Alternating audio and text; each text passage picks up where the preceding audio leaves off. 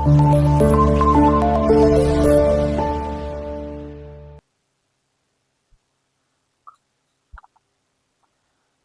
अस्सलाम वालेकुम students, my name is Ehtisham Khan.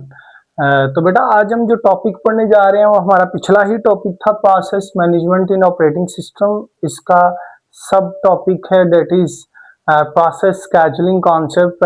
इससे पहले हमने देखा था कि हमारे पास प्रोसेस क्या होता है और हम उसी को लेके चले थे। तो उसमें हमने मल्टीटास्किंग और कंकरेंसी तक पढ़ा था।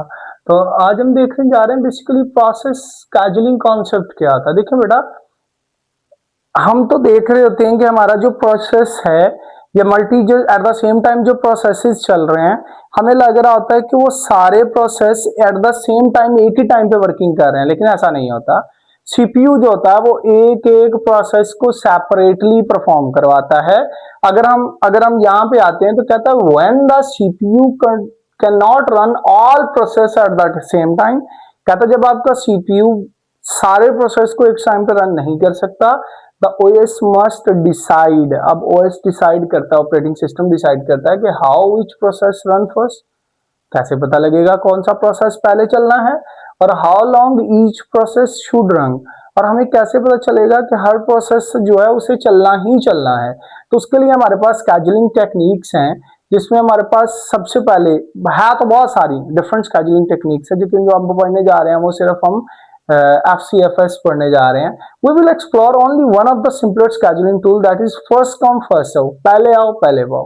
कभी आपने वो देखी है जो बांटने वाले ने लगाई होती है, तो चावल जो वो या कोई भी देग उसने लगाई हुई है, तो वो खड़ा है उसके ऊपर तो लाइन बनती जाती है, तो जो पहले आता है उसको पहले मिलता है। ऐसे ही कभी आप नादरा ऑफिस जाए हो तो जो पहले टिकट ले लेता है उसकी पहले बारी आती है। तो यहाँ पे भी यही है कि जो प्रोसेस पहले आएगा उसको पहले टाइम दिया जाएगा, बाकियों को वेट करना पड़ेगा, बेशक वो आने वाला प्रोसेस का टाइम बिल्कुल छोटा ही क्यों ना हो। ये हम एग्जांपल में देखेंगे, मैं आपको समझाऊंगा। तो अब FCFS क्या कहता है, कहता है इस मेथड में सीपीयू प्रोसेस करता है टास्क को in exact order, they arrive first step is complete then next process is started. बात समझ आ रही है आपको? आगे चलते हैं जी। हमारे पास आगे है न्यूमेरिकल प्रॉब्लम्स, हम इसकी देखते हैं। तो सबसे पहले हमारे पास सपोज करें 3 प्रोसेसेस हैं, P1, P2, P3। अच्छा बेटा, आप ना इनको एक और नाम भी दे सकते हैं, आप इनको जॉब्स का नाम भी दे सकते हैं। ठीक है, प्रोसेसेस का दूसरा नाम जॉब भी हो सकता है। अब मुझे एक बात बताओ, देखें जी, P1 आ रहा है, P1 इधर देखें, P1 जो मेरा प्रोसेस है,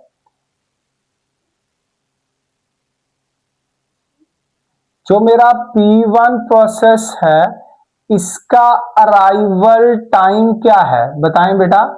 इसका अराइवल टाइम है 0 सेकंड। तो आ गया, यानी कि अगर मैं बोलूं तो मेरे पास 0 सेकंड स्टार्ट हुआ और कौन सा प्रोसेस आ गया? P1। और जो P1 का कंप्लीशन टाइम है वो है मेरे पास कितने सेकंड? 5 सेकंड। अब देखें जी, ये चल पड़ा एट 0 सेकंड, ये स्टार्ट हो गया। जो ही ये 0 के बाद 1 सेकंड पे पहुंचा, तो 1 सेकंड आते ही बेटा मेरे पास कौन सा प्रोसेस आ गया? अभी ये चल रहा है, P1 चल रहा है, तो P2 प्रोसेस जो है वो आ गया। अब P2 तब तक वेट करेगा अंटिल आपके पास कौन नहीं चल जाता, जब तक P1 क्या नहीं हो जाता? कंप्लीट नहीं हो जाता। और P1 का कंप्लीशन टाइम क्या है? 5 सेकंड। इसका मतलब क्या है कि जो P2 है उसको वेट करना पड़ेगा कितने सेकंड तक? 5 सेकंड तक। बेटा बात समझ आ रही है ना आप लोगों को? अब एट 2 सेकंड, अभी दूसरा सेकंड आया, अभी यानी कि P1 को चले हुए 1 सेकंड हुआ था, तो P2 आ गया। अभी जो ही हम दूसरे सेकंड पे आए तो हमारे पास जब हम शिफ्ट हुए 2 सेकंड पे, तो हमारे पास P3 प्रोसेस भी आ गया। अभी देखें P3 प्रोसेस आ गया है, लेकिन P2 स्टिल कहां पे लगा हुआ है, वेट पे लगा हुआ है। तो इसका मतलब जो P3 है वो तब तक वेट करेगा जब तक P1 और P2 क्या नहीं हो जाते, कंप्लीट नहीं हो जाते। बात समझ आ रही है आपको? अब जो ही हमारे पास 5 सेकंड आए, 5 सेकंड हो गए, अब जब हमारे पास 5 सेकंड हुए तो हमारे पास जो P1 है वो बेटा क्या हो गया, कंप्लीट हो गया, और P2 क्या हो गया, स्टार्ट हो गया। डन। अब P2 जब तक कंप्लीट नहीं होगा, स्टिल P3 अभी भी क्या कर रहा है, वेट कर रहा है। अब P2 को चलने के लिए कितना टाइम रिक्वायर्ड है बेटा, P2 को चलने के लिए 3 सेकंड रिक्वायर्ड है। तो P2 क्या करेगा, P2 जो है, जो ही हमारा P2 8 सेकंड पे पहुंचेगा तो हमारे पास P2 भी क्या हो जाएगा, कंप्लीट हो जाएगा, और P3 स्टार्ट हो जाएगा। अब P3 स्टार्ट हो गया हमारे पास, और जो ही हम पहुंचे कहां पे, जो ही हम पहुंचे 10 सेकंड पे, तो हमारा P3 भी बेटा क्या हो गया, कंप्लीट हो गया।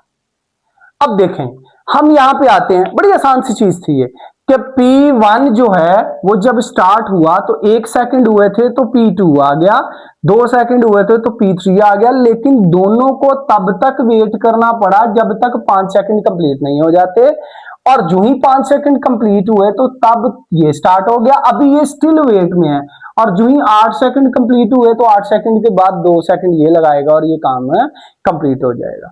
अब देखिए, अगर मैं आपको बताऊं, 0 आपके पास जो एग्जीक्यूशन है, 0 वाला जो है, 0 से लेके 5 तक हमारे पास P1 चलेगा, P2 जो है वो 5 से लेके 8 तक चलेगा, और जो P3 है वो 8 से लेके 10 तक चलेगा। ये इसका एग्जीक्यूशन है, टाइमलाइन है। अब बेटा आगे हमारे पास आ जाते हैं, इसके एडवांटेजेस और डिसएडवांटेजेस क्या आते हैं, फर्स्ट कम फर्स्ट सर्व के। तो अगर हम एडवांटेजेस और डिसएडवांटेजेस की बात करें तो ये इजी टू अंडरस्टैंड है और इंप्लीमेंट भी है।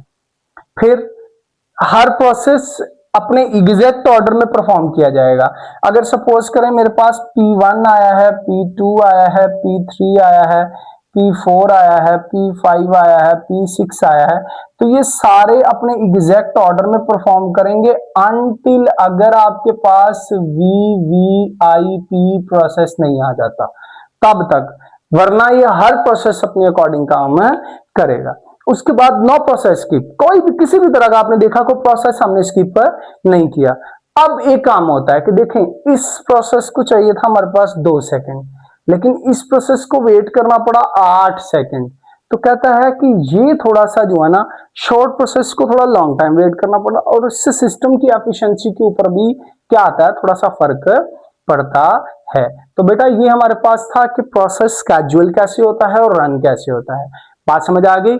I hope so. अगर आपको समझ नहीं आई तो दोबारा जाएं, ये वाला पोर्शन आप 1-2 दफा देख लेंगे तो आपको थोड़ा सा ये कॉम्प्लिकेशन लगेगा, लेकिन 1-2 दफा देख लेंगे तो आप अपनी कॉपी निकालेंगे, उसके ऊपर लिखेंगे तो आपके लिए आसानी हो जाएगी। ठीक है बेटा, आज तक के लिए इतना ही। EDU पाक को सब्सक्राइब करें और हमारे साथ जुड़े रहें। Thank you very much.